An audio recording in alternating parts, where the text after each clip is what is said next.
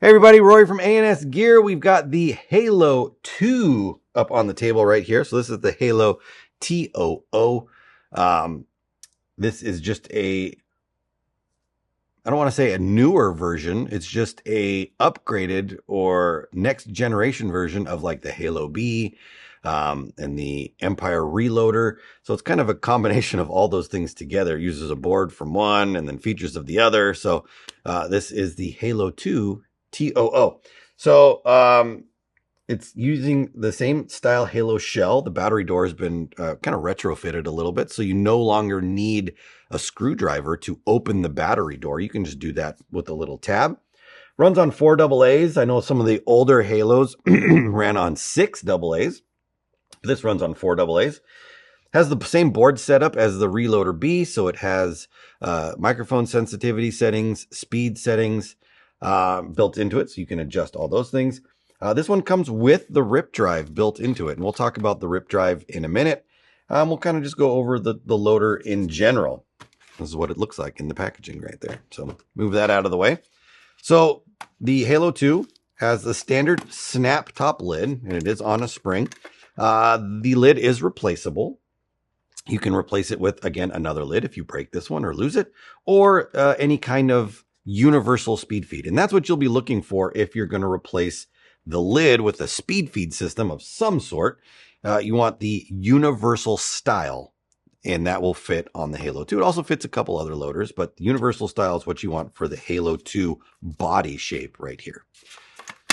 Lid just claps down on the back right there. Now, to change out the lids on these, you do need to disassemble the entire loader. So you'll have to take all these screws out and separate the two halves of the shell apart in order to get to the lid pin, which the lid itself pivots on. So it is a little bit more work to change out the lid to something else, but it's not hard. Can be done. Round to the backside right here. So here's your button. It just has an on and off button right there. Turns on, turns off. If you need to get into the programming, you do use the button on the back. You hit it quickly to turn it on, and then you hold it down, and that will get you into the programming mode and allow you to cycle through the options that are in the programming mode right there. RIP drive is in the bottom. We'll talk about that in a minute. And then our new style battery door at the front right here. So it has a little lever. You can push the lever forward, and then you can pop that up and open. We've got a little spacer right here. This takes up the play from the battery housing, because the battery housing now runs on 4 AA's when it used to run on 6 AA's. Now that it runs on 4, it's a smaller case right here. And so this has a little bit of play when it's inside here. And this piece of foam just sits in there to kind of take up that play. So it's not just clank, clank, clank, clank, clank, flopping around on there. All right, so that goes in there. We'll talk about, let's put batteries in it right now, just so we can throw them in there. There is something that you want to remember when it comes to the batteries and the wires when you put this thing together, or when you put the batteries in and put this case back in right here. So let me put these in real quick so that we can turn the loader on. So the wiring, you can see the wire, it runs from the front, and then it kind of goes through a little passage that's back down inside there. When you go to put this in, you want to make sure that the wiring runs to the side, like off to the side over here. You can kind of tuck it down in there, and then the little connector can be at the front. You don't want the wiring to run underneath the housing right there. It can rest on it, it can crimp it, it can cut it. It's just bad news. For the older versions that run with the 6 AA's, it is imperative that that wiring stays off to the side. Because with the higher case, when you put the lid on it, it would force the case down against the bottom. And if the wiring was in the way, you would smash the wires. So when I put these together, I always run the wiring to the side like that. So the wire is run off the side. I can tuck it down underneath there, and the wire is coming out the front of it around and then along the side all the way to the back. Take my little foam nose first and then snap that down. Then we can turn it on. And it is on. You can see my little light flashing on there. I'm going to turn it off.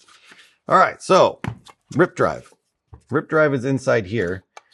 And you can see the loader's off right now. I've turned it off. And I can spin this on the bottom.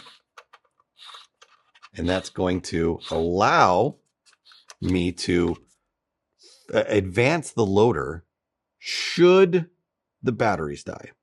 In this particular loader, the way it's set up, if the batteries die while you're out playing, the loader's not going to work.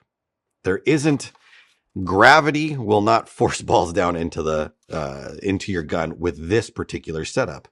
The paint sits away from the port right here. It sits back here on this side, and there's things inside there which cover the ramp that goes down and in like this. Those covers are for anti-jam and things like that. So it doesn't work as a gravity loader. Even if you're shaking it around, you're not going to get paint to fall out on of the loader. Maybe you get one or two, but that's all you're going to get.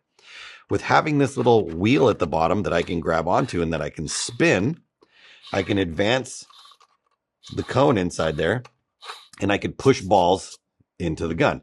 Now, it's not the optimal situation when you're sitting there trying to shoot and you got to spin this thing around and shoot, but at least you can still shoot. If you didn't have this on there, you wouldn't be shooting at all. Plus, if you happen to get a jam in some way where the loader's trying to force or to spin, but it's not going anywhere, you can spin it backwards and try to clear out a jam and then let the loader take over and go from there. The loader itself is sound activated. So it hears the gun shooting or the running or whatever it happens to be, and that's what tells it to spin. So I'm going to turn it on. And it's going to sit. It's spun one time, primed the loader, but now you can see it's not doing anything. If I put my finger up through the bottom, there's no sensors in the feed neck or the breech area right here to get it to go further. But if I tap it,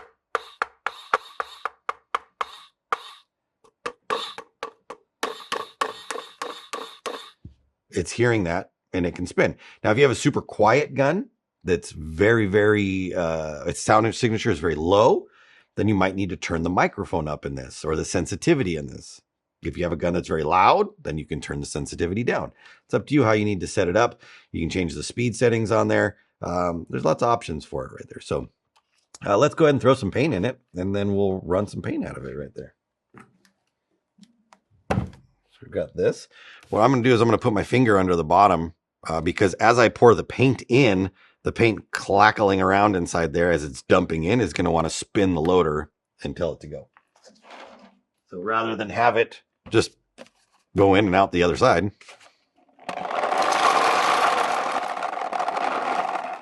I'm going to fill it up and then I'm going to let it go. Now I might need to tap this a couple times depending on how well it hears what's going on. So we'll see what happens.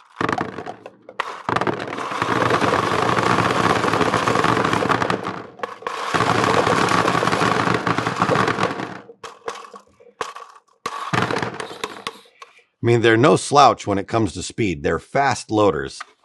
I'm going to do it again. And this time I'm going to close the lid so I don't get anything popping out of the back.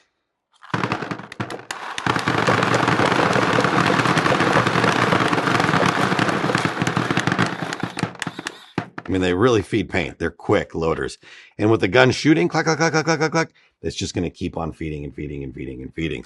As you can see, it dumps a whole loader a couple seconds right there, and we're done. Hold the button down to turn it off, and that's that. There are shell options available, so if you don't like the black one, you can buy different shell colors, and you can have it, I think there's like clear ones and red ones and blue ones and yellow ones and things like that. So There's options for different colors that are out there. I think there's even an olive one now. But so check the website for color options and pick up a Halo 2. They're a great deal. They're a great price, and they're a great loader right there. So check them out. Halo 2, Halo TOO, not the number 2, the word 2. Halo 2 is available on the website. Get yours today at ANSgear.com.